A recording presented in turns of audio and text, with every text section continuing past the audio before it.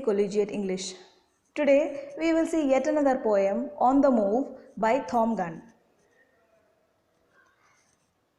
Tom Gunn was an English poet who was praised for his early verse. He was associated with movement, looser, free verse style. His verse became increasingly bold in its exploration of drugs and homosexuality and poetic form. His verse is known for its adroit, terse language and counterculture themes. Bohemian lifestyle in San Francisco, that's what he practiced, and that is what his work reflects. He was interested in syllabics and free verse. Now coming to the movement was a term coined by J.D. Scott, literary editor of The Spectator, to describe a group of writers including Philip Larkin, Kingsley Amis, Donald Davy, D.J. Enright, John Wayne, Elizabeth Jennings, Tom Gunn, and Robert Conquest. To these poets, poetry meant simple, sensuous, traditional, and dignified form. Now there were two anthologies published by the movement poets. One was Poets of 1950s and the second one is New Lines. Now coming to the poetry collection of Tom Gunn, they are The Sense of Movement, My Sad Captain, Touch, Molly, Jack Straw's Castle, The Passage of Joy. Now let us analyze the poem as such. The blue jay scuffling in the bushes follows some hidden purpose, and the gust of birds that spurts across the field, the wheeling swallows, has nested in the trees and undergrowth. Seeking their instinct or their poise or both, one moves with an uncertain violence under the dust thrown by a baffled sense or the dull thunder of approximate words. So let us discuss this stanza. Tom Gunn in this stanza compares human beings, particularly gangs, that is the motorcyclist, with birds. The blue jay, which scuffles in the bushes, had some hidden need in doing so. The group of birds, those are flying across the field, has some intention. The swallows have their nests in trees and low-level bushes. Every bird has been guided by instinct or according to their need and purpose. Now he brings these gangs into the poem saying one moves with uncertain violence, which means one is going very fast on the bike, raging with violence as it might lead to accidents. The motorist is driving crazily like this. The first stanza provides contrasting nature of human beings with birds, and the craziness for speed is described. Coming to the next stanza. On the motorcycles, up the road they come, small, black, as flies hanging in heat, the boys, until the distance throws them forth, their hum bulges to thunder held by calf and thigh. In goggles, dunned in personality. In gleaming jackets, trophied with the dust, they strap in doubt by hiding it robust, and almost hear a meaning in their noise. Coming to the explanation.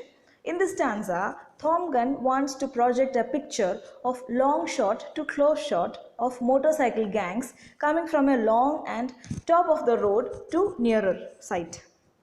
He describes as if he is closely monitoring them. He sees the gangs coming. He compares the motorcyclists to flies.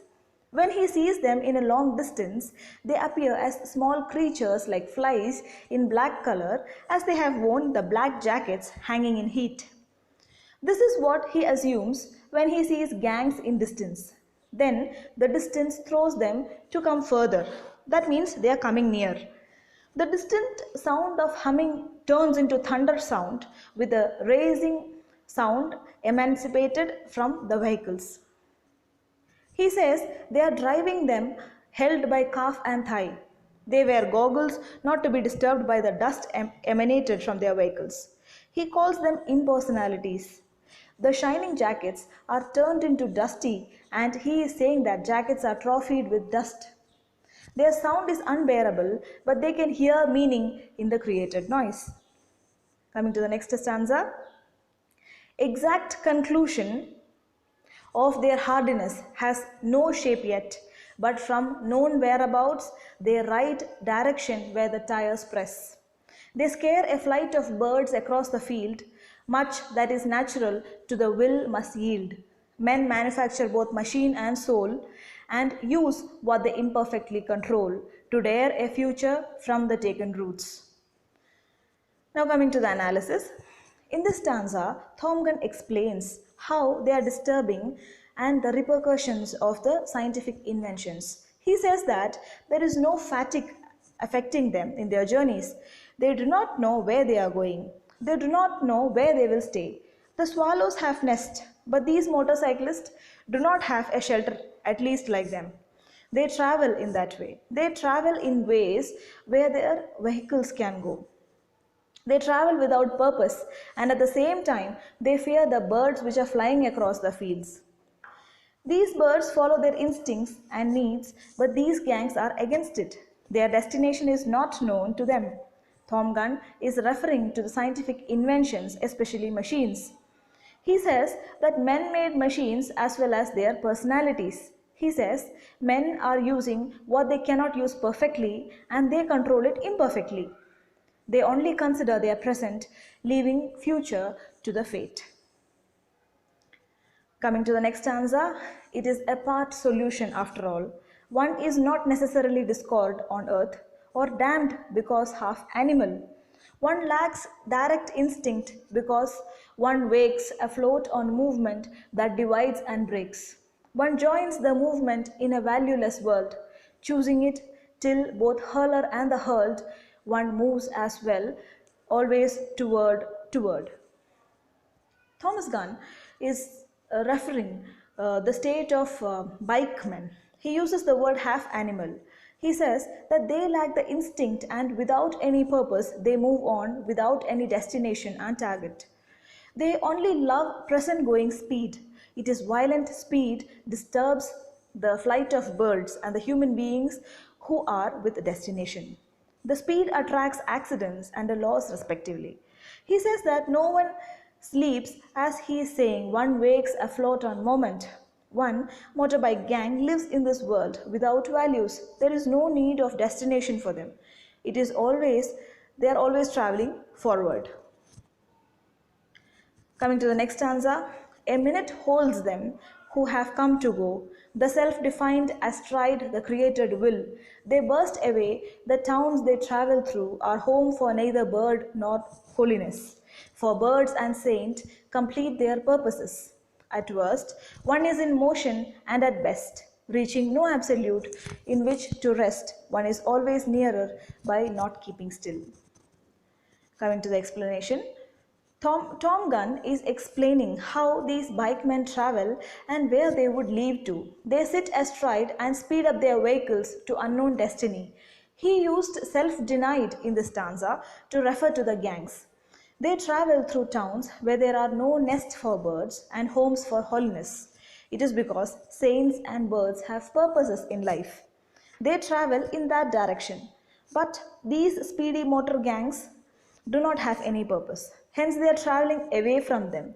They say they should be on the move always. They want to enjoy the speed without any intention. They are marred with dust. They do not bother. These do not bother them. They are at their worst while they are on the move. They are in continuous motion. Thus, they are always nearer to the final rest, that is death. Okay, so speaking about this poem, this is a celebration of black jacketed motorcycles. The subtitle of the poem is On the Move Man, You Gotta Go. This is the intended words to describe the lifestyle of motorcycle gangs of 1950s who are byproducts of altering civilization and inventions spurted in the given periods. Tom Gunn, in his poems, describes the lifestyle of these gangs and provides a message through this attempt. So we have come to the conclusion of this poem. Thank you so much and keep learning, friends.